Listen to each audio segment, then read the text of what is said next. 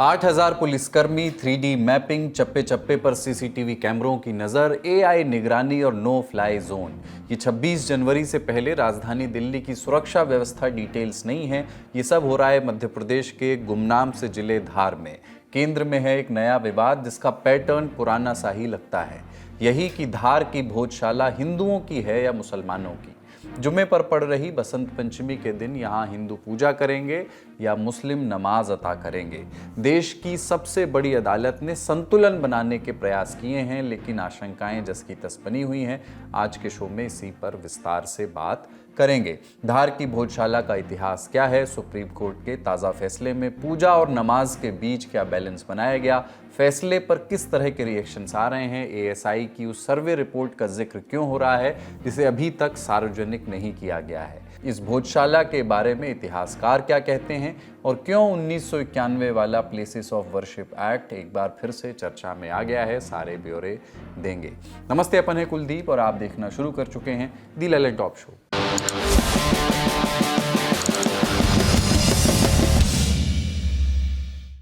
बड़ी खबर पर चलने से पहले जम्मू कश्मीर के डोडा से आई एक बड़ी और दुखद खबर की बात। यहां सेना की एक गाड़ी 400 फीट गहरी खाई में गिर गई, जिसके चलते 10 जवानों की मौत हो गई, कई अन्य घायल हैं। जानकारी के मुताबिक गाड़ी में कुल 21 जवान सवार थे। घायलों को एयरलिफ्ट करके उधमपुर मिलिट्री अस्पताल में भेजा गया है। रिपोर्ट्स के मुताबिक जवानों को डोडा से ऊपरी पोस्ट पर ले जाया जा रहा था। भद्रवाह चंबा इंटरस्टेट रोड पर खन्नी टॉप के पास ड्राइवर ने नियंत्रण खो दिया। हादसे के तुरंत बाद राहत बचाव अभियान शुरू किया गया। हादसे के कारणों की पड़ताल भी चल रही है। इस बीच हादसे पर प्रतिक्रियाएं भी आई हैं। जम्मू कश्मीर के उपराज्यपाल मनोज सिन्हा ने दुख जताया, घायलों का सबसे अच्छा इलाज सुनिश्चित करने के आदेश दिए। मुख्यमंत्री उमर अब्दुल्ला, केंद्रीय गृह मंत्री अमित शाह, रक्षा मंत्री राजनाथ सिंह, कांग्रेस सांसद प्रियंका गांधी और राज्य की पूर्व मुख्यमंत्री महबूबा मुफ्ती की भी प्रतिक्रियाएं आई। इस हादसे को लगातार हम कवर कर रहे हैं। आप हमारे चैनल पर, लैपटॉप के चैनल पर नजर बनाए रखिए। दिन की एक और बड़ी खबर आई मध्य प्रदेश के धार जिले से। यहाँ एक भोजशाला परिसर है जिस पर लंबे समय से विवाद चल रहा है, ठीक वैसा ही जैसा अयोध्या में था और अभी काशी मथुरा में है। 11वीं शताब्दी का ये भोजशाला परिसर एएसआई संरक्षित स्मारक है, यानी ऐतिहासिकता इसके साथ जुड़ी हुई है और इसी ऐतिहासिकता को लेकर के अपने अपने दावे हैं। हिंदू पक्ष का कहना है कि ये मूल रूप से देवी सरस्वती का मंदिर था जिसे बाद में मस्जिद में कन्वर्ट किया गया। मुस्लिम पक्ष का कहना है कि हमेशा से यहाँ मस्जिद ही थी, कमाल मौला मस्जिद। अब दिक्कत यह है कि कल यानी 23 जनवरी को बसंत पंचमी है और कल ही जुमा है। एक पक्ष करना चाहता है पूरे दिन पूजा और दूसरा पक्ष नमाज पढ़ना चाहता है। मामला सुप्रीम कोर्ट पहुंच गया जिसने आज यानी 22 जनवरी को एक संतुलन बनाया। देश की सबसे बड़ी अदालत ने कहा कि दोनों पक्ष अपने अपने धार्मिक क्रियाकलाप पूरे कर सकते हैं। पहले हिंदू पक्ष के लोग 12 बजे तक पूजा करेंगे, इसके बाद मुस्लिम पक्ष 1 बजे से 3 बजे तक नमाज पढ़ सकेगा। हिंदू पक्ष 4 बजे फिर से पूजा कर पाएगा। आदेश देने वाली बेंच में CJI Suryakant, justice Joy Mallya Bagchi और जस्टिस विपुल पंचोली शामिल रहे। अदालत ने शासन प्रशासन को शांति व्यवस्था बनाए रखने के आदेश दिए हैं। आदेश के बाद प्रतिक्रियाएं भी आईं। आज का जो आदेश है यह माननीय सर्वोच्च न्यायालय के 3 सदस्यीय बेंच का आदेश है। ये काफी महत्वपूर्ण आदेश है। एक तरह से मैं कह सकता हूं कि भोजशाला के मामले में एक ऐतिहासिक फैसला है। कहा गया है कि जो एडिशनल सॉलिसिटर जनरल ने कहा कि अलग से नमाज अदायगी के लिए एक जगह को चिन्हित किया जाएगा और जितने भी मुस्लिम पक्षकार वहां जाएंगे नमाज अदा करने, उनको जिला प्रशासन पास इशू करेगी, उसके आधार पर उनको एंट्री मिलेगा। जहां तक मंदिर का सवाल है तो वो अनवरत जो हिंदुओं के द्वारा पूजा अर्चना हवन किया जाता है वो चलता रहेगा। यहाँ का हिंदू मुस्लिम एक है और हमेशा साथ रहा है और यहाँ पर शहर में गंगा जमनी तहजीब भी है और ये हमारे लिए पहला मौका नहीं है, इसमें के मौके कई बार आ चुके हैं और यहाँ के शहर की शांति व्यवस्था उस वक्त भी बनी रही और मुझे उम्मीद है कि अभी भी बनी रहेगी। और जब माननीय उच्चतम न्यायालय ने कहा और कोई एक संवैधानिक आदेश है तो मुझे यकीन है कि जिला प्रशासन शासन उस आदेश का साक्षर पालन करवाएगा और हम भी अपील करते हैं कि उस आदेश का सख्त पालन किया जाए और राजधर्म का पालन किया जाए मुख्यमंत्री महोदय की तरफ। हालांकि फैसले के बाद भी विवाद की आशंका बनी हुई है, वो इसलिए क्योंकि हिंदू पक्ष की ओर से बसंत पंचमी के दिन निर्बाध पूजा की याचिका डाली गई थी, यानी सूर्योदय से लेकर के सूर्यास्त तक कोई दखल ना हो। सुप्रीम कोर्ट के फैसले के बाद कुछ बयान ऐसे भी आए हैं जिनमें निर्बाध पूजा की ही बात दोहराई गई। सुनवाई के दौरान भी हिंदू पक्ष की ओर से कहा गया कि नमाज 5 बजे के बाद कराई जाए। इस पर मस्जिद पक्षपूला की दूसरी नमाजों के समय में बदलाव तो किया जा सकता है, लेकिन जुमे की नमाज में ये नहीं किया जा सकता। इन दलीलों के बीच का रास्ता सुझाया गया। मध्य प्रदेश सरकार की ओर से कहा गया कि परिसर में नमाज और पूजा के लिए अलग अलग जगहें उपलब्ध कराई जाएं। दोनों समुदायों के लिए एंट्री और एग्जिट के रास्ते भी अलग अलग होंगे। इधर कोर्ट ने भी इस पर सहमति जताई और आदेश में कहा कि ये व्यवस्था सांप्रदायिक सद्भाव बनाए रखने के लिए की गई है। हालांकि कानून व्यवस्था की किसी भी तरह की आशंका को लेकर जिला प्रशासन अपनी तैयारियों में है। धार में करीब 8000 पुलिसकर्मी तैनात हैं। सीसीटीवी कैमरों से निगरानी की जा रही है, 3D मैपिंग करवाई जा रही है। भोजशाला का 300 मीटर का दायरा नो फ्लाई जोन घोषित कर दिया गया है। AI की मदद भी इसमें ली जा रही है। ये होता है कि इंटरप्रिटेशंस अलग अलग जो हैं किसी कोर्ट की सुनवाई के हो जाते हैं और उससे फिर शहर का माहौल बहुत खराब होता है, जिसकी आशंका से आप लोग भी मानेंगे कि इनकार नहीं किया जा सकता है। इसलिए आम जन के लिए, सामाजिक सौहार्द के लिए, जैसे मैंने कल भी अपनी अपील में कहा था, कृपया अभी सुनवाई का कोई इंटरप्रिटेशन अपने स्तर पर मत करिए। लिखित रूप में आदेश आ जाने के बाद हम आधिकारिक रूप से, व्यवस्थित रूप से उस बात को प्रकाश में लाएंगे कि आगे की ये प्रक्रिया कैसे होगी। इधर भोजशाला परिसर भी छावनी जैसा नजर आ रहा है। ये रिपोर्ट देखिए। सुप्रीम कोर्ट का आदेश आ चुका है भोजशाला को लेकर के शुक्रवार जुमे पे क्या होने वाला है। जैसे ही सुप्रीम कोर्ट का आदेश आया है कि नमाज भी होगी, पूजा भी होगी, रैपिड एक्शन फोर्स जो है वो परिसर के भीतर दाखिल हो गई है। और ये आप तस्वीरों में देख सकते हैं, रैपिड एक्शन फोर्स के जवान जो हैं वो पहुंच चुके हैं। पहले से ही यहाँ तैनात थे, लेकिन अब जैसे ही सुप्रीम कोर्ट के आदेश का इंतजार हो रहा था कि क्या आदेश आते हैं पूजा को लेकर के, नमाज को लेकर के, जैसे ही आदेश आया है आप तस्वीरों में देख सकते हैं कि पूरी जो फोर्स है उसे अब अंदर लाया गया है। और अंदर चप्पे चप्पे पर ये सभी जवान जो है हाईटेक हथियारों के साथ यहाँ तैनात रहेंगे कि किसी भी तरीके की कोई गड़बड़ी जो है यहाँ पे वो अगर करने की कोशिश करे तो उसका माकूल जवाब तुरंत दिया जाके। आप देख सकते हैं तस्वीरों में ये परिसर के ठीक भीतर की एक्सक्लूसिव तस्वीरें जो हम आपको दिखा रहे हैं। तमाम रैपिड एक्शन फोर्स के जवान जो हैं वो चप्पे चप्पे पर घूम रहे हैं और देख रहे हैं कि यहाँ पर कौन सी ऐसी जगह है जहाँ पे विवाद हो सकता है। तो उन तमाम जगहों को पहले ही मध्य प्रदेश पुलिस ने अपने घेरे में लिया ही हुआ है। मध्य प्रदेश पुलिस के हजारों जवान मध्य प्रदेश के इस छोटे से शहर धार में तैनात हैं और पूरा का पूरा शहर और भोजशाला परिसर जो है वो कड़े सुरक्षा घेरे में है। और इसी के बीच में अब रैपिड एक्शन फोर्स और CRPF जो है वो पहुंच चुकी है। यहाँ ध्यान देने वाली बात यह है कि सुप्रीम कोर्ट ने सिर्फ पूजा से जुड़ी याचिका पर आदेश दिया है। भोजशाला पर किसका हक है, ये मामला अभी तक हाई कोर्ट में लंबित है। सुप्रीम कोर्ट ने आज के अपने आदेश में भी इस बात को दोहराया। ये भी कहा कि इस परिसर को लेकर archaeological survey of India ASI ने जो सर्वे रिपोर्ट बनाई है वो भी खुली अदालत में ही खोली जाए, यानी किसी तरह की गोपनीयता ना रहे। यानी आप समझ सकते हैं कि मामला कितना संवेदनशील है और आज का नहीं है। पूरा कॉन्टेक्स्ट समझने के लिए इतिहास में चलना पड़ेगा, तो वो करते हैं। इस भोजशाला को लेकर के विवाद दशकों पुराना है। पहली बार इसे कानूनी जामा पहनाया गया 2022 में, जब हिंदू फ्रंट फॉर जस्टिस नाम का एक संगठन मध्य प्रदेश हाई कोर्ट पहुंचा, ये मांग करते हुए कि ये भोजशाला हिंदुओं को सौंपी जाए और मुसलमानों को नमाज करने से यहाँ पर रोका जाए।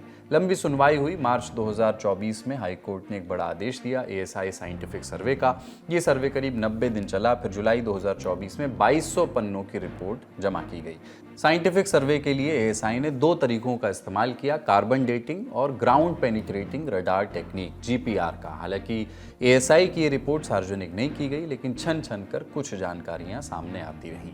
मसलन परिसर से चांदी, तांबे, एल्यूमिनियम और स्टील के कुल 31 सिक्के मिले। ये सिक्के 10वीं 11वीं सदी के इंडो ससेनियन काल, 13वीं 14वीं सदी की दिल्ली सल्तनत, 15वीं 16वीं सदी के मालवा सुल्तान और मुगल काल के बताए गए। इनमें से कुछ सिक्के 18वीं सदी में धार में वर्तमान संरचना में पाए जाते थे। ये सिक्के तब के हैं जब परमार राजा धार में अपनी राजधानी बनाकर मालवा पर शासन कर रहे थे। कुछ खिड़कियों और खंभों पर देवी देवताओं या पशुओं की आकृतियां उकेरी हुई पाई गई। जांच के दौरान कुल 94 मूर्तियां, मूर्तिकला के टुकड़े और वास्तुशिल्प देखे गए। खंभों के कुछ बीमों पर 4 सशस्त्र देवताओं की मूर्तियां उकेरी गई थीं। इन पर उकेरी गई छवियों में गणेश, ब्रह्मा, नरसिंह आदि की तस्वीरें शामिल हैं। कुछ शिलालेख ऐसे मिले जो इशारा कर रहे हैं कि यहाँ कोई बड़ा शिक्षा केंद्र भी था। ये ध्यान रखिएगा कि अभी कुछ भी आधिकारिक तौर पर सामने नहीं आया है। ये सारी जानकारी मीडिया रिपोर्ट्स के सूत्रों के हवाले से अभी तक आई है। जैसा कि हमने बताया, भोजशाला 11वीं शताब्दी से एग्जिस्ट कर रही है। हिंदू पक्ष भोजशाला को वाग देवी सरस्वती का मंदिर मानता है। उनका दावा यह है कि परमार वंश के राजा भोजदेव ने धार में संस्कृत के अध्ययन के लिए एक विश्वविद्यालय की स्थापना की थी। इसे भोजशाला कहा जाता था, जहां देवी सरस्वती की प्रतिमा स्थापित थी। लेकिन 1455 के करीब एक मुस्लिम योद्धा संत अब्दुल्ला शाह चांगल यहाँ आए और मंदिर तोड़वा करके मस्जिद बनवा दी। चांगल को एक बड़ा वर्ग संत मानता था, क्योंकि चांगल ने खुद को अल्लाह को सौंप देने और नेकी की राह पर चलने की कई बातें कहीं, और इसी से जुड़े शिलालेख चांगल या चांगल के अनुयायियों ने जगह जगह लगवाए, कुछ धार में भी लगवाए गए थे। मुस्लिम पक्ष का दावा यह है कि परिसर में इस्लामी कब्रें हैं जो 14वीं और 15वीं शताब्दी के बीच बनी थी। यहाँ चिश्ती सूफी संत कमाल अल दीन की कब्र है और इसी वजह से इस परिसर के कमाल मौला मस्जिद होने का दावा किया जाता है। कुछ इतिहासकार ये भी कहते हैं कि 1305 ईस्वी में अलाउद्दीन खिलजी ने भोजशाला को ध्वस्त करवाया था। बाद में दिलावर खां गौरी ने 1401 ईस्वी में भोजशाला के एक हिस्से में मस्जिद बनवा दी। 1514 ईस्वी में महमूद शाह खिलजी ने शेष भाग पर भी मस्जिद बनवा दी। हिंदू फ्रंट फॉर जस्टिस ने अदालत में भी खिलजी वाली दलील ही दी थी। 2012 में रॉयल एशियाटिक सोसाइटी में प्रकाशित माइकल विलिस के रिसर्च पेपर में लिखा है कि भोजशाला हॉल ऑफ भोज शब्द का इस्तेमाल राजा भोज से जुड़ा है। इसका संदर्भ राजा भोज के संस्कृत अध्ययन केंद्र से जुड़ा है। राजा भोज परमार राजवंश के ही शासक थे। 20वीं सदी के शुरुआती वर्षों से ही कमालुद्दीन चिश्ती की मज़ार के पास स्थित मस्जिद की पहचान भोजशाला के रूप में की गई है। विलिस का research paper Dhar Bhoj and Saraswati from Indology to political mythology and back नाम से उपलब्ध है। इसमें यह भी लिखा है कि इस इमारत यानी मस्जिद के लिए इस्तेमाल की गई सामग्रियां एक बड़े क्षेत्र के पुराने स्थलों से जमा की गई थी। मस्जिद का जिक्र तो 1822 में अंग्रेजी लेखक जॉन मैल्कम और 1844 में विलियम किनकैट के लेखन में भी है। उन्होंने राजा भोज से जुड़ी तमाम कहानियों का संग्रह तैयार किया है, लेकिन इनके लेखन में भोजशाला का जिक्र नहीं है। हालांकि ये काफ़ी बात की राइटिंग्स हैं। भोजशाला या कमाल मौला मस्जिद में दोनों पक्षों के बीच पूजा या नमाज को लेकर के जो समझौता है वो हमने आपको बताया, लेकिन चूंकि मंदिर मस्जिद का मामला है तो कई बार यहाँ सांप्रदायिक तनाव की स्थिति भी पहले आ चुकी है। दोनों दावों के बीच 1909 में धार रियासत ने भोजशाला को संरक्षित स्मारक घोषित किया था। बाद में इसे पुरातत्व विभाग को सौंप दिया गया। इसकी देखरेख की जिम्मेदारी आज भी पुरातत्व विभाग के पास ही है। धार रियासत ने ही 1935 में यहाँ शुक्रवार को नमाज पढ़ने की अनुमति दी थी। 1995 में यहाँ विवाद हो गया। उसके बाद मंगलवार को पूजा और शुक्रवार को नमाज पढ़ने की अनुमति दी गई। ये समझौता चलता रहा। 12 मई 1997 को कलेक्टर ने भोजशाला में आम लोगों के आने पर प्रतिबंध लगा दिया और मंगलवार को होने वाली पूजा पर भी रोक लगा दी। सिर्फ वसंत पंचमी के दिन पूजा और शुक्रवार को ही नमाज पढ़ने की अनुमति दी गई। 31 जुलाई 1997 को ये प्रतिबंध हटा दिया गया। 6 फरवरी 1998 को पुरातत्व विभाग ने आगामी आदेश तक प्रवेश पर रोक लगा दी। मंगलवार की पूजा भी बंद हो गई। 2003 में हिंदू जागरण मंच ने हिंदुओं के यहाँ नियमित प्रवेश की मांग को लेकर के एक आंदोलन शुरू किया। आंदोलन हिंसक हो गया, सांप्रदायिक तनाव पैदा हो गया। धार में तब कई दिनों तक कर्फ्यू भी लगाना पड़ा था। इसके बाद 2003 में ही मंगलवार को फिर से पूजा करने की अनुमति दी गई। 10 साल बाद 2013 में बसंत पंचमी और शुक्रवार एक ही दिन पड़ गया। माहौल बिगड़ गया, पुलिस को लाठीचार्ज करना पड़ा। 2016 में भी बसंत पंचमी शुक्रवार को पड़ी, फिर माहौल बिगड़ा। हालांकि इस बार स्थिति पर काबू पा लिया गया। तो ये थी पूरी तस्वीर। धार्मिक स्थलों से जुड़े अन्य विवादों की ही तरह इस केस में भी प्लेसेस ऑफ वर्शिप एक्ट का जिक्र आ रहा है। ये कानून कहता है कि 15 अगस्त 1947 को देश में धार्मिक स्थलों की जो स्थिति रही वही स्थिति बरकरार रहेगी। अधिनियम की धारा 3 कहती है कि कोई भी व्यक्ति किसी धार्मिक संप्रदाय के किसी उपासना स्थल को किसी अलग धार्मिक संप्रदाय के उपासना स्थल में परिवर्तन नहीं करेगा। इसका उल्लंघन करने पर 3 साल तक की जेल हो सकती है और जुर्माना भी लगाया जा सकता है। 1991 में ये एक्ट आया था, तब कोर्ट ने अयोध्या विवाद को इससे अलग रखा था। इस एक्ट की संवैधानिकता को सुप्रीम कोर्ट में चुनौती भी दी गई है, जिस पर फैसला आना भी बाकी है। क्या ये एक्ट धार भोजशाला विवाद पर भी लागू होगा? आगे इस केस में क्या होगा ये समय बताएगा। अपडेट्स हम आप तक पहुंचाते रहेंगे। अब बारी सुर्खियों की। भारत की अर्थव्यवस्था का सबसे बड़ा दुश्मन कौन है? 5 ट्रिलियन इकोनॉमी बनने के रास्ते में कौन खड़ा है? ट्रंप का टैरिफ? नहीं, उससे भी कहीं ज़्यादा बड़ा खतरा है प्रदूषण। ये कहना है अर्थशास्त्री और हार्वर्ड यूनिवर्सिटी की प्रोफेसर गीता गोपीनाथन का। स्विट्जरलैंड के दावोस में, जहां दुनिया भर के अर्थशास्त्रियों, पत्रकारों, उद्योगपतियों और सांसदों का जमावड़ा लगा है, वहां इंडिया टुडे ग्रुप के सहयोग से एक स्पेशल सेशन हुआ। संचालन इंडिया टुडे ग्रुप की वाइस चेयरपर्सन और executive editor in chief Kalli Purie ने किया। पूछा गया कि लैंड एंड लेबर रिफॉर्म के अलावा भारत को विकास करने से क्या रोक रहा है। गीता गोपीनाथ ने प्रदूषण के मुद्दे को उठाया। वो बोली कि प्रदूषण भारत में एक चुनौती है, ये टैरिफ के किसी भी असर से कहीं ज़्यादा गंभीर है। अपनी बात पुख्ता करने के लिए उन्होंने सहारा लिया वर्ल्ड बैंक के आंकड़ों का, जिसके मुताबिक भारत में हर साल प्रदूषण के कारण लगभग 17 लाख लोग जान गंवाते हैं। गीता गोपीनाथन ने कहा कि एक तरह से ये 4,657 लोगों की मौत हर दिन प्रदूषण से होती है। ये न केवल आर्थिक बोझ है बल्कि दुनिया भर के निवेशकों का भी मोराल डाउन करता है। सलाह दी कि इससे निपटने के लिए युद्ध स्तर पर तैयारी करनी पड़ेगी। पूर्वोत्तर के राज्य मणिपुर से एक दुखद घटना सामने आई है। मैतेई समुदाय से आने वाले एक शख्स मयंग लामबम की गोली मार करके हत्या कर दी गई। आरोपियों ने घटना का वीडियो बनाया और अब ये सोशल मीडिया पर वायरल हो रहा है। वीडियो काफ़ी विचलित करने वाला है। कम्युनिटी गाइडलाइन के चलते हम को नहीं दिखा सकते। रिपोर्ट्स के मुताबिक मणिपुर के काकचिंग खुनों के रहने वाले मयंग लामबम नेपाल में काम करते थे। छुट्टी पर अपने घर आए थे। कुकी समुदाय से आने वाली उनकी पत्नी चिन हाओकिप ने कुछ दिनों साथ रहने के लिए स्थानीय अधिकारियों से परमिशन ली थी। 21 जनवरी को शाम करीब 6 बजे कुछ लोगों ने मयंग लामबम को किडनैप कर लिया। किडनैपर्स दोनों को चुराचांदपुर जिले के नाटजांग ले गए। वहां मयंग लामबम की हत्या कर दी गई। हमलावर कौन थे, कहां से थे, इस बारे में अभी ठीक कुछ पता नहीं लग सका है। चुराचांदपुर के एसपी गौरव डोगरा बोले, अभी तक किसी ने घटना की जिम्मेदारी नहीं ली है। मामले की जांच चल रही है। राज्य में पिछले साल 14 फरवरी से राष्ट्रपति शासन लागू है। खबरों की माने तो एक चुनी हुई सरकार को दोबारा लाने को लेकर के भी चर्चाएं चल रही हैं। लेकिन चुराचांदपुर में हुई इस घटना से मणिपुर में शांति के प्रयासों को झटका लगा है। मैतेई संगठनों ने कड़ा विरोध जताया है, न्याय की मांग की है। क्रिकेट की दुनिया में महीने भर से चल रहे लाख टके के सवाल का जवाब फाइनली मिल गया है। बांग्लादेश ने भारत में होने वाली T20 वर्ल्ड कप का बहिष्कार कर दिया है। सुरक्षा और राजनीतिक हालात को वजह बताया है। क्रिकेट की सर्वेसर्वा ICC और बांग्लादेश क्रिकेट बोर्ड यानी BCB के बीच पिछले कुछ दिनों से रस्साकशी चल रही थी। दोनों अपनी अपनी जिद पर अड़े थे। देखना था कौन पीछे हटता है। कोई पीछे नहीं हटा। नतीजा, एशिया की एक प्रमुख टीम एशिया में होने वाले वर्ल्ड कप में नहीं खेलेगी। ICC ने BCB को फैसला लेने के लिए 22 जनवरी तक का समय दिया था, जिसको लेकर बांग्लादेश की अंतरिम सरकार के खेल सलाहकार आसिफ नजरुल ने नेशनल टीम के सभी प्लेयर्स से बात की। बातचीत के बाद उन्होंने ICC पर आरोप लगाया।